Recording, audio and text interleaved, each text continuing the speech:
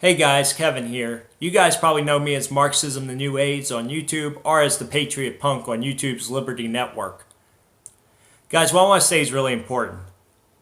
Right now, I feel like we're in the fight of our lives. We've entered an era where people who hold traditional American values, people who are liberty-minded, and people who speak out against left-wing insanity are now being slandered and censored at every turn.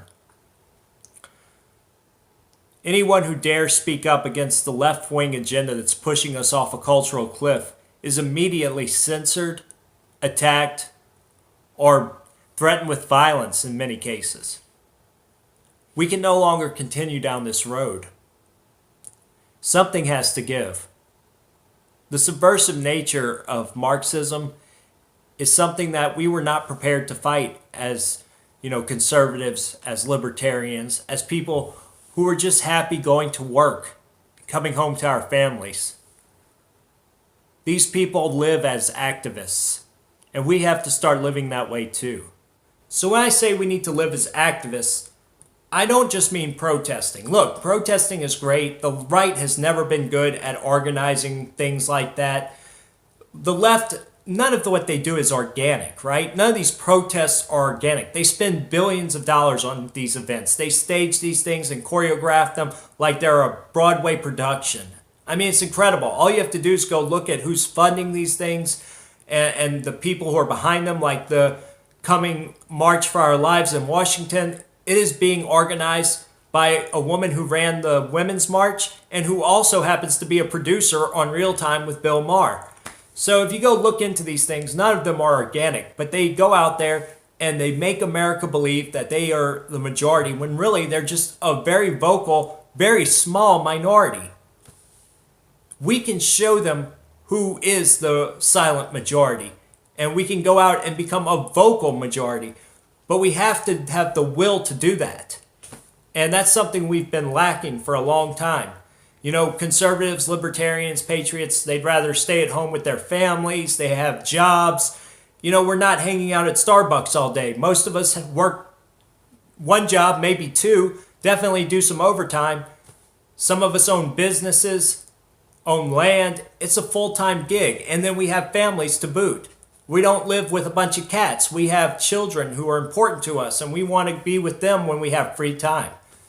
But if you care about their future, you have to go out and do what the left's doing. It's just the only way we're going to win this fight, by pushing the Overton window back to the right, by showing the country that we can be vocal, sharing our ideas on a national stage. Because look, we are being censored on social media platforms where we have shined because of the easy access, because we could stay home with our kids and still voice our opinions on social media. But that time has passed. Another thing I mean when I say we need to live as activists is if you've ever read Larry Grathwohl or David Horowitz, they talk about how during the 1960s and 70s, communists would meet in bookstores, they would meet in coffee shops, and they would discuss how they planned to infiltrate institutions. They would make goals like running for local office, so that they could go in and change America from within, infiltrate our institutions. And they did this, and the result is what we're seeing now. And what we're living in now is the end game. It is the latter stages of this silent revolution. Just look at what happens when there's an outrage event, right? First, it goes to the mainstream media, and the mainstream media report on it only one way. All the major magazines, all the major newspapers, all the television media channels, they all have one slant that they push.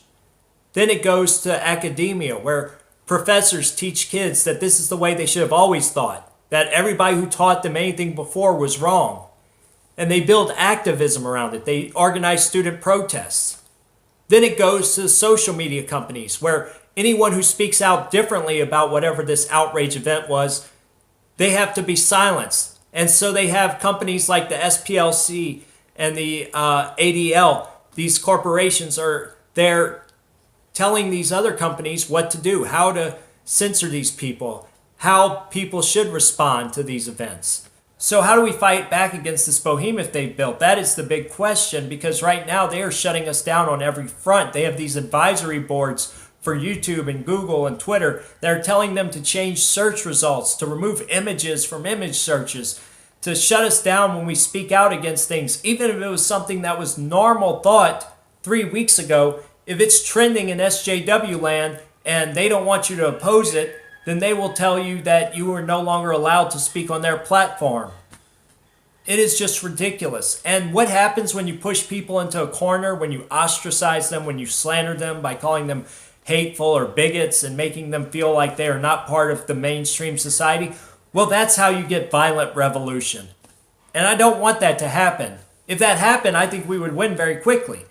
But, that's why they want to disarm us too. Because that's what they're doing. They want to push us into that corner, and then they want to be able to put their boots on our necks when we don't have our arms to fight back. And guys, I have lived in communist countries. I've seen this with my own eyes. This is the same formula that's used every single time. So maybe we start by protesting with our guns, right? We go out and do open carry marches, because that is what they are trying to push right now. They're trying to censor pictures with guns. They are trying to censor people who speak out about the Second Amendment, and we have to be able to counter that. So, that's where we start maybe. We go out and we meet up in groups, talk about how we can bring gun education into classrooms, talk about how we can pay for people to go to the range, young kids, take them to the range, maybe build inner city programs where we take young inner city youth out to a shooting range and teach them gun safety and to respect firearms. That would probably change the crime rates too. We can do these great things, guys. We can do an open carry march on Washington. I know that's illegal. We're not supposed to carry guns in our nation's capital, despite that being a violation of our Second Amendment. But maybe if we do that, and it gets the media attention and shows people that we're not afraid to be proud gun owners, that we're not afraid to fight for our constitutional rights, maybe that will change hearts and minds. And that's what we have to do, guys. We all have to get in this fight. And how you get in this fight? Well, you could start by going out and finding out how to get a permit, apply for that permit, pay for that permit, then go make some flyers, invite your friends to do an open carry rally. Do it somewhere in your town. You can run for local office. It's very easy. Go to your local GOP or Libertarian Party headquarters, go in there. Ask them what you have to do, what seats you can run unopposed, because there are seats where you can run without even having to fight a challenger. And you can become a politician. You can go in and change your local school board.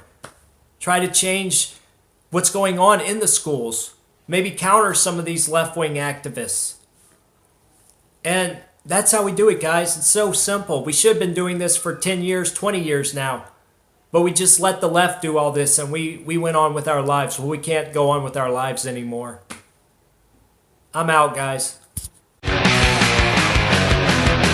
people shock, keep violence back, and the children